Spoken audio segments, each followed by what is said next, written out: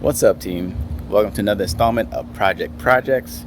I'm really excited about this one because it is a project that's still being built, which means he's still putting his little thing on it, making it in his own, and that's what projects are all about. It's all about the process from beginning to end. So I hope you guys enjoy. Stay tuned.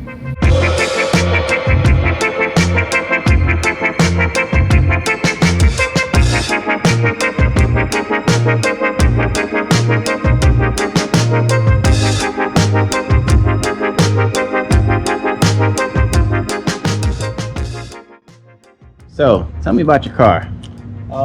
My car is a 2006 Infiniti G35 Sedan, factory 6-speed car, which is actually why I bought it. I bought the car to get a bunch of seat time in. I am really into drifting. I've been into drifting for a little bit. All right, so what inspired you to get this car, and what are your goals for this car? Okay, what inspired me to get this car, I wanted something that had decent power from the factory, where there is a floor of power as well.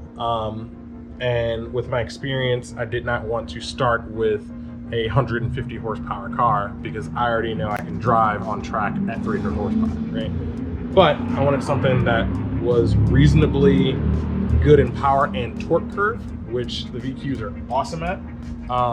And something that is common. So many people are drifting 350Zs and the parts are common, that it's a vehicle that I don't have to look far in case something breaks. Also, I wanted a sedan. Not necessarily to be different, actually. It is a different thing because not a lot of people use the sedans. Most people want coupes because of styling, but I like a sedan because, funny story, when you create a vehicle, the chassis, the sedan has structural rigidity added to the center of the car. So I actually get more factory rigidity out of this chassis than the coupe.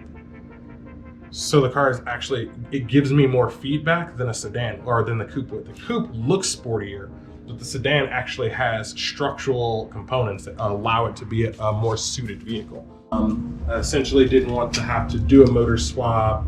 I didn't want to have to do, an auto to manual swap. I wanted a car that was a little simpler, so I could focus on balancing the car, suspension, brakes, seat, steering, just have the car set up pretty well to just go out and get seat time and do it like really, really reliably. So the car, are your plans to increase the power, or you want to build the car to drive it and then maybe power increase will come in the future, or you like it how it is? So right now I wanted to get seat time in the car just so I can develop myself as a driver. Eventually I'll probably want power, but for me, I'm a big believer in a balanced car. So I want my car to have more power when I have more grip.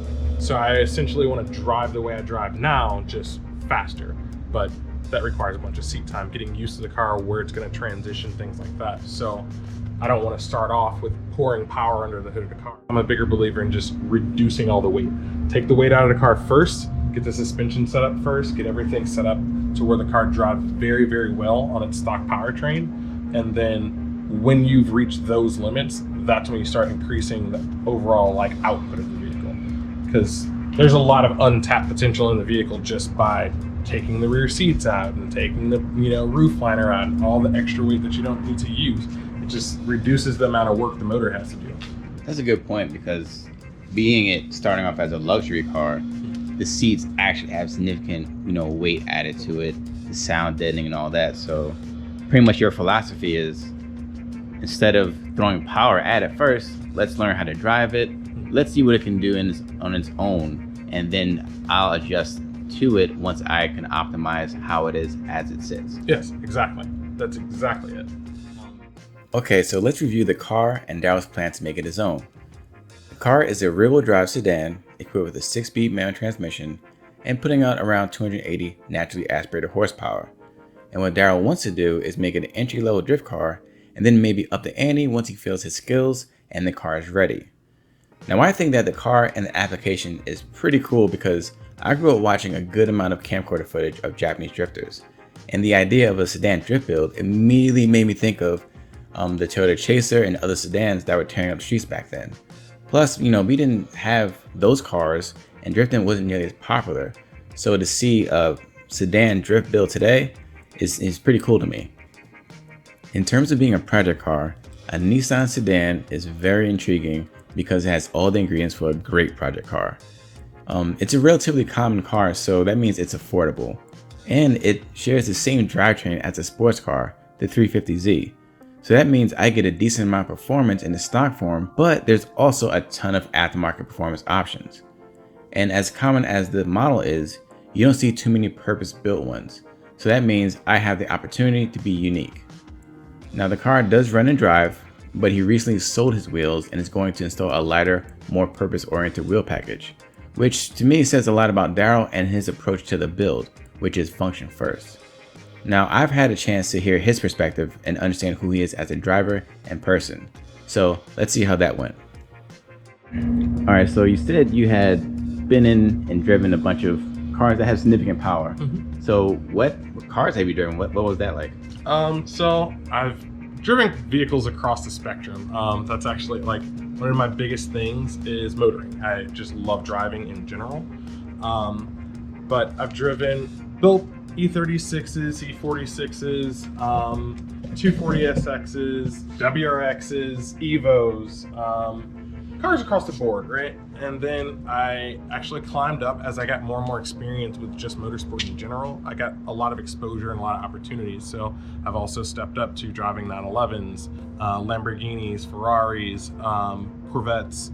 So the higher end cars, but I did it in grip. I learned a lot about like how to put a line on a track and how to actually be fast by utilizing the vehicle the way it's designed to be utilized, not just, you know, hitting the happy pedal and saying I got a bunch of power. Now that's what I'm focused on. I really want to focus on my skill development while drifting. I've done a lot of skill development road course. I just want to practice drifting, and the last thing I want to do is go straight to a rocket ship right out of the gate. Makes sense. How would you like this vehicle to represent? Like, what part of your characteristics do you want to shine in this vehicle? Modesty. I don't want it to. I want it to stand out.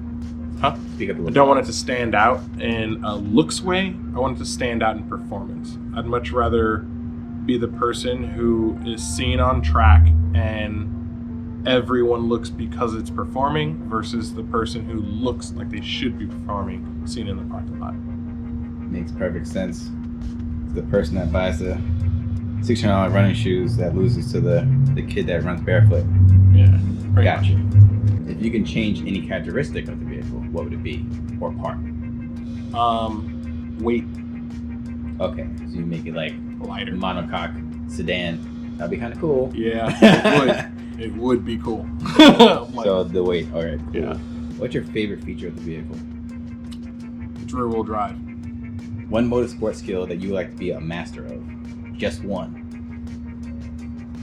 Motorsport skill? Yes. As in? It could be anything. It could be driving, it could be fabricating, it could be whatever. Copy. Development. Okay. So like a designer. One genre of racing would you like to participate in? Only just one. Is drifting considered a genre of racing? Yes. Drifting. Okay. If you could be a stunt driver for any movie, what would it be? Bad Boys. The first one? Any of them. Any of them. Okay. I love that. 911, air cooled. Yeah, you know what's up. Last of the air cooled. 993. Are any shout outs to anybody that, you know, you want to, anybody that's helping you build or anybody that inspires you? Or I would say shout out to my boy Steve for the years of experience with his drift program. Shout out to Lewis Hamilton for being an inspirational driver, making me want to like step it up. So what? Shout out to my fiance for putting up with this. That's right. You gotta Real talk. Real talk. She's inside. Shout out to her. Massive shout out to her.